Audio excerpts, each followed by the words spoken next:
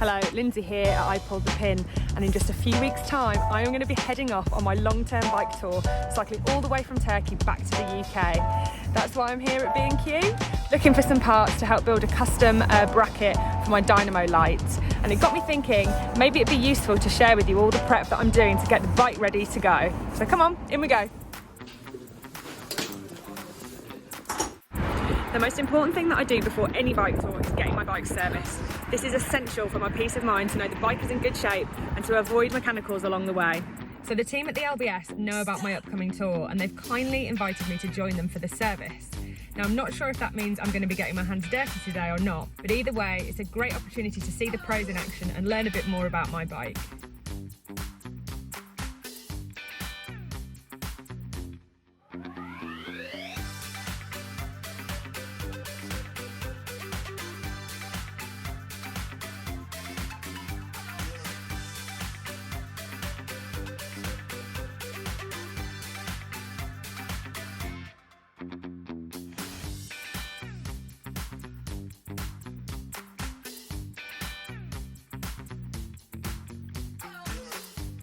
A few new parts later and a good clean and the service is all done. It's all very well and good the professionals being able to fix the bike, but what happens if something goes wrong by the side of the road or off the beaten track? Before my first bike tour, I literally had no clue about even basic bike maintenance. And that's okay, right? We all have to start somewhere. But I'd say learning how to fix a puncture is at least the bare minimum that you need to know.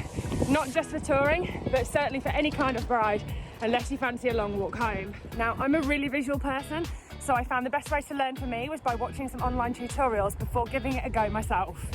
I'd recommend the Global Cycling Network and Park Tour videos on YouTube for short, easy to follow tutorials. Progressing to much longer rides and self-supported multi-day cycling has gone hand in hand with me learning more skills, mainly as a result of stuff going wrong or breaking. Mistakes really are the best way to learn, so don't ever beat yourself up or feel embarrassed about having mechanicals. Despite what I just said, I'm trying to take a much more proactive approach to this tour. And that's why I've booked myself on a 2-day home enthusiast mechanics course. Over the 2 days, I'll be learning everything from gear setup and indexing to brake adjustment and maintenance, bottom bracket removal and wheel truing, amongst other things. I'll be working on actual bikes and should leave with the skills to undertake everyday maintenance jobs that would usually be completed by the bike shop. Now, I'm not suggesting that this is something that everybody needs to do, but I found the maintenance aspect of cycling really empowering, despite not being something I ever considered as a natural strength. I've realised that the learning process is going to be ongoing and that's all part of the fun. So why don't you give it a go? You might just surprise yourself. One of the questions I get asked all the time on Instagram is what I've got in my bags when I'm out on a ride. Now, other than snacks, lots of snacks, I'm usually carrying a few bits and bobs to be able to do roadside repairs. So now we've got the basic bike maintenance skills in check, let's take a look what's in the bags. I'm just back from a ride, as you can see by this rather dashing line on my forehead. But yeah, I wanted to show you what I've got in the bags. Starting with what I take on every single ride. I'll always have with me the Top Peak Mini Morph pump. What I really like about this pump is it's small, it fits in my jersey pocket, but it's also got the pressure gauge and then it's also got the foot pump. So yeah, you can stand on that and get it pumped up really easily. Then in the saddle bag, puncture repair kit. So I've got patches, glue, and a file in there, along with 2 tie levers and my Allen key.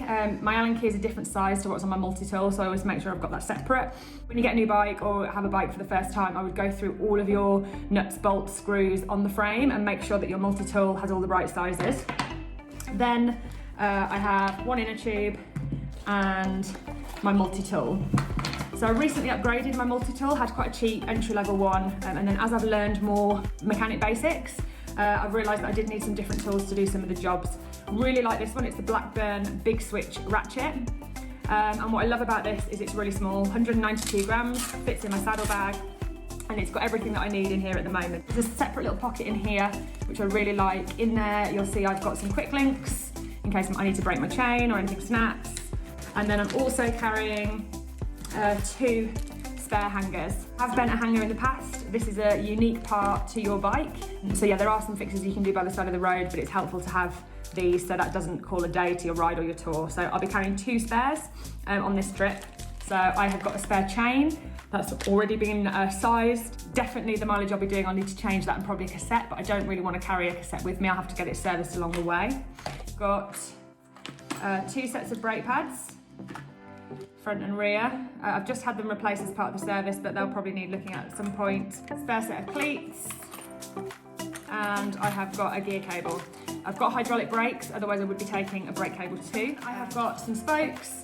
I have 2 different sizes on my bike, front and rear wheels, and drive side and non-drive side. A few other things, so I've got a small roll of electrical tape that's Velcro inside in case anything falls apart.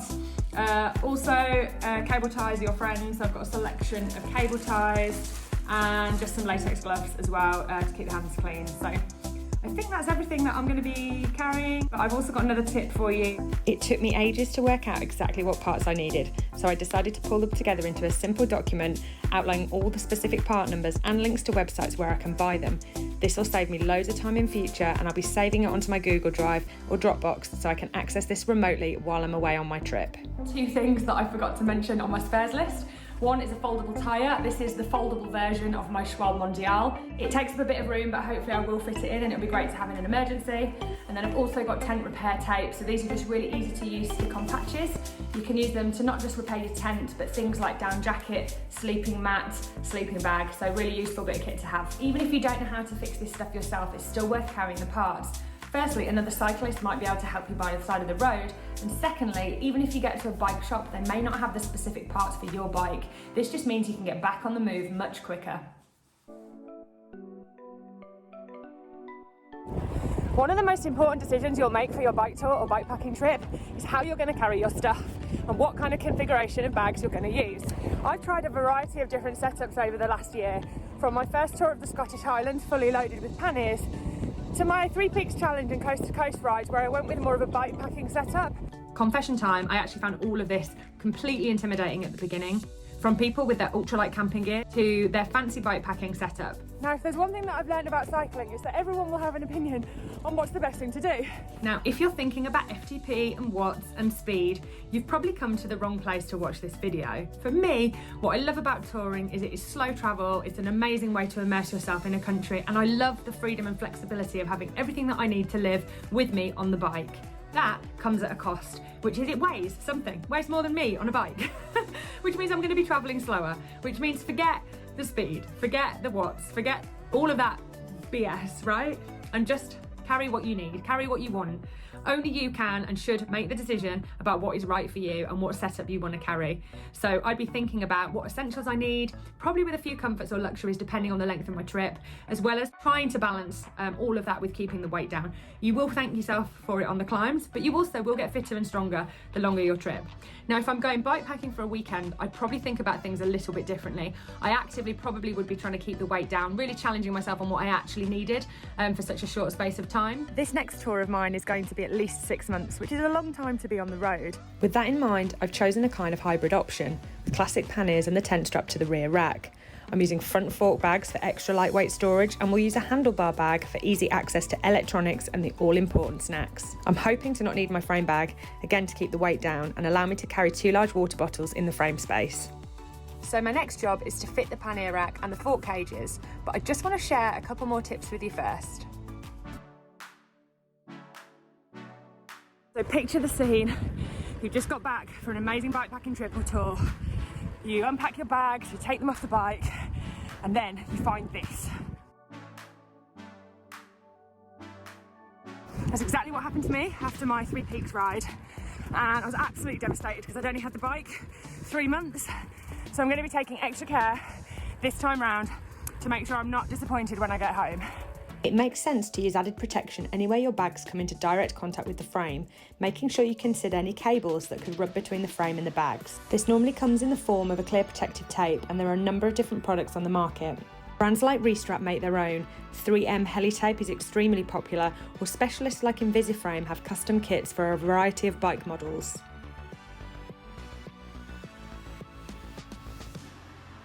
Whilst I'm really pleased with the design and functionality of my new fork cages, the finish on the aluminium is quite rough, and therefore I'm not taking any chances with these fitted tightly to my carbon forks. I had an idea to use an old inner tube to make an extra buffer between the cage and the frame, which could have been a great way to reuse materials I already had.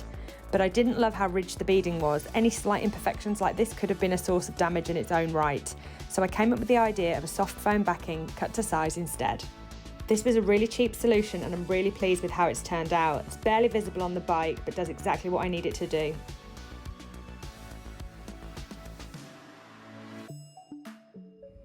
This is Threadlocker. It's an amazing little product that can seal and lock any metal screws, nuts and bolts that might be prone to coming loose. The last thing you want when you're on tour is for a screw on something like your pannier rack to come loose and fall out and go missing. The blue liquid works by filling all the voids between the threads, and as the liquid cures, it creates a bond providing added strength. You'll still be able to disassemble it with tools, but it will stop anything bouncing or wriggling loose. I'll be using Threadlocker on my pannier rack, fork cages and bottle cages. With your trip fast approaching, you may be starting to worry about whether you're fit enough or whether you've done enough training. But exactly what should you be doing to prepare? The first thing to say is that I'm not sure I've ever felt completely ready for any of my trips. That mix of nerves, excitement, anticipation and feeling a little bit out of your depth is completely normal, and to be honest, probably what makes it an adventure. Then, whilst I hate to give a politician's answer, I think it really does depend on the kind of trip that you're doing. If you're going on a short trip and have a plan for daily distances and elevation and not much flexibility in that plan, I would say it's definitely worth doing some training, mainly to make sure you're comfortable with those daily distances, and in particular doing it on a weighted bike. If you've got a longer, more relaxed itinerary like my upcoming tour, the great news is you can train on your trip. I'd suggest planning shorter days riding at first and gradually increase the distances, and you'll quickly get fitter and stronger. Don't be surprised though if around day 4 you're wondering what the hell you've got yourself into. This is absolutely normal. It's happened to me every single time, and the body quickly adapts. What I do is plan in a rest day, normally once a week, just to make sure I'm getting proper recovery. If you'd like to know more about both of these approaches to planning trips, then hit the like button or leave me a comment below. With all of that said, there is something that I categorically do before every single trip. Let's take a look. So your bike's been serviced, your kit is all ready, and you've decided on your setup. It means it's time for one final thing before you go: the shakedown ride. Think of your shakedown rides as mini dress rehearsals for your tour, where you trial and refine your setup, as well as identify and more importantly fix any problems before you actually start. I recommend doing at least one ride with your bike fully set up exactly as you're planning for your tour. Bikes handle a little bit differently under load, so it's good to get a feel for this. I've allowed time for a few shakedown rides, so we'll be testing bits of the setup one at a time, gradually building up to the full weight. I'm starting today with just the bag strapped to the rear rack, mainly to check I've installed the rack properly. So I doubt you'll be able to hear this on camera, but I've got a really annoying rattle coming from the pannier rack. First shakedown ride, first issue found and first issue fixed. Well, yesterday's shakedown ride unearthed a few rattles and a few things I wasn't sure about, but that's exactly why I do them. Today, I'm out, just about to see I've got the panniers on. Oh, now I'm excited. The bike feels great. I'm only carrying about 6 kilos, but everything's really smooth. I can't even notice that they're there.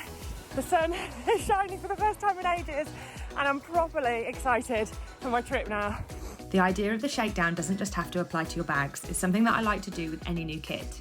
From that new pair of shorts or saddle to any camping gear, it's always worth having found out if there's any problems before you actually leave home. Well, it would appear that I spoke too soon.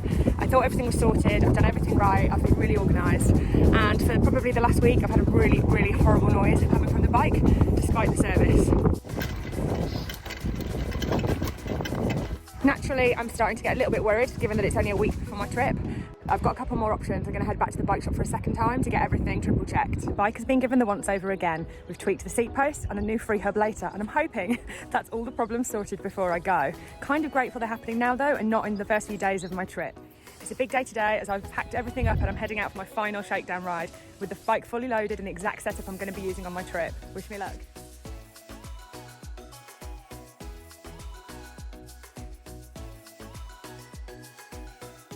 It's fine if the shakedown rides unearth some problems, but also they can be really good for your confidence ahead of your trip. So that's it, my final shakedown ride is done. All that's left for me to do is go and enjoy my trip. All that you need to do is hit like and subscribe to the channel so make sure you don't miss any of the vlogs from my upcoming trip. And if I've missed anything or you've got any other great tips, put them in the comments for other people to read.